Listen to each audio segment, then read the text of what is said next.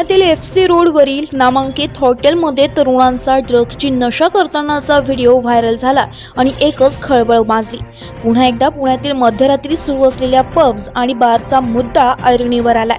प्रशासनाकडून धडक कारवाई सुरू करण्यात आली आहे। पोलीस दलातील 2 बीट मार्शल यांचं निलंबन करण्यात आलंय। कामात हलगर्जीपणा केल्याचा ठपका ठेवत त्यांच्यावर ही कारवाई करण्यात आली आहे। त्याशिवाय संबंधित हॉटेलही सील करण्यात आलंय। याविषयी पोलीस उपायुक्त संदीप गिल यांनी या प्रकरणाची प्रसार माध्यमांना माहिती दिली आहे। शिवाजीनगर पोलीस स्टेशन या ठिकाणी 162/2024 त्यामध्ये भारतीय दंड संहिताची कलम 188 त्याचे बरोबर भारतीय दंड संहिताची कलम 120 ब आणि त्याचबरोबर महाराष्ट्र दारूबंदी प्रतिबंध अधिनियम जे आहे त्याची कलम आहे 65E 77 79 82 आणि 83 त्याचबरोबर बॉम्बे पोलीस ऍक्ट 433(1)W हा कलमाचे खाली सध्या गुन्हा दाखल करण्यात आलेला आहे। हा गुन्हा जे आहे ते 9 आरोपीचे विरुद्ध दाखल करण्यात आलेला आहे। त्यामध्ये आरोपी जे आहे जसा काल पण सांगितला होता की त्यामधला 2 मूल मालक आहे, संतोष विठ्ठल कामठे, सचिन विठ्ठल कामठे। त्या 2 मूल मालकाने ज्यांना पुढे अग्रीमेंट करून ऑपरेशनल करण्यासाठी ज्यांना कॉन्ट्रॅक्टवर दिलेला होता त्यामध्ये उत्कर्ष कालिदास देशमाने, योगेंद्र गिरासे आणि रवी महेश्वरी म्हणून 3 इसम आहे।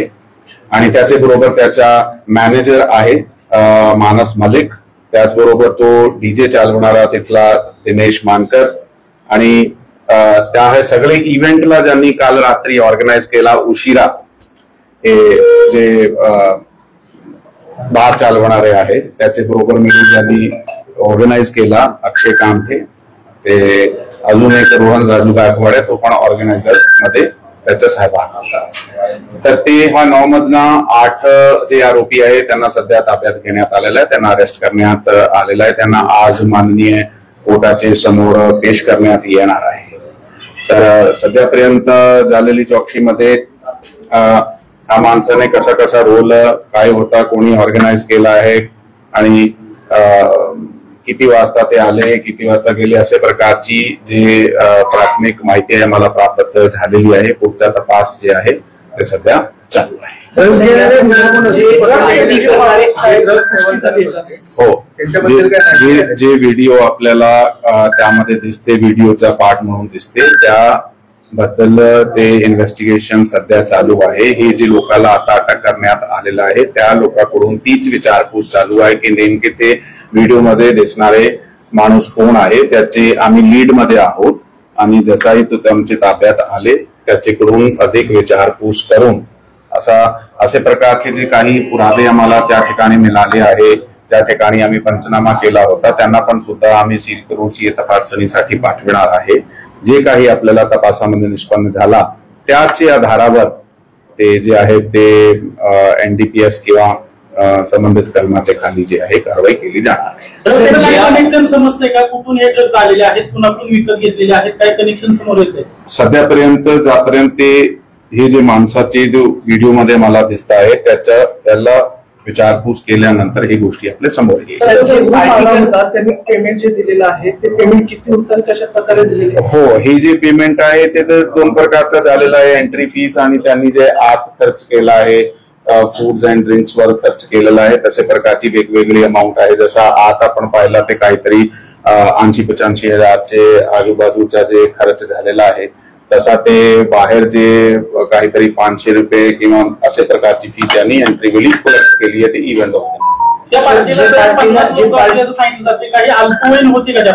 अल्पवयीन बद्दल आता ही अति किसी कोणत्या दुसरे एक ठिकाणी होते, दुसरे कोणीतरी बार रेस्टॉरंट मध्ये होते आणि तिकडे ते या ठिकाणी त्याची एंट्री त्यांनी खूप इन्फॉर्मल पद्धतीने केली आहे कारण वेळाचे उशिरा केलेली आहे।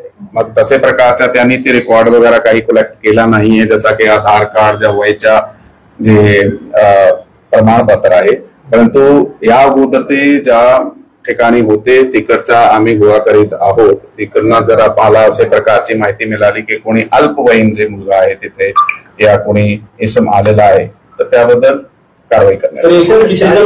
40 जण जे होते 40 ते 50 लोक आपल्याला सांगितले।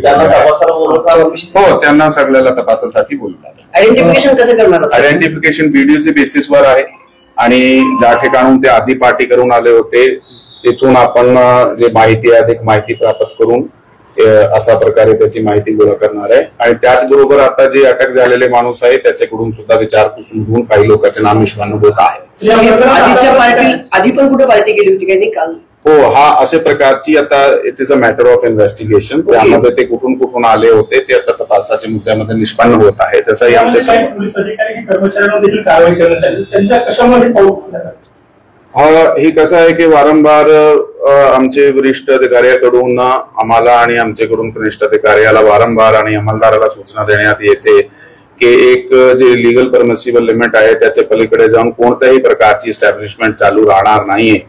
आता त्या रात्री जे काही अधिकारी आणि अंमलदार या विशेष एरियामध्ये रात्रगस्तीसाठी होते त्याची हे जबाबदारी होती. त्यामधून काही हलगर्जीपणा झालेला आहे, ज्या लक्ष चुकला आहे त्यामुळे ते डिसिप्लिनरी ऍक्शन घेण्यात आलेलं आहे. यामध्ये 2 अधिकारी आणि 2 अंमलदाराला निलंबित करण्यात आलेलं आहे. पुढची चौकशी जी आहे ते आता सध्या चालू आहे. मागील महिन्यामध्ये याच बारच्या विरोधात काही तक्रारी आल्या होत्या, स्थानिकांनी त्या तक्रारी केलेल्या होत्या, त्याबद्दल काही चौकशी केली आहे का? त्या चौकशी पोलीस स्टेशनकडे सध्या स्टेशन आणि जिल्हाधिकाऱ्यांकडे दोन्ही ठिकाणी या तक्रारी केल्या पोलीस स्टेशनकडे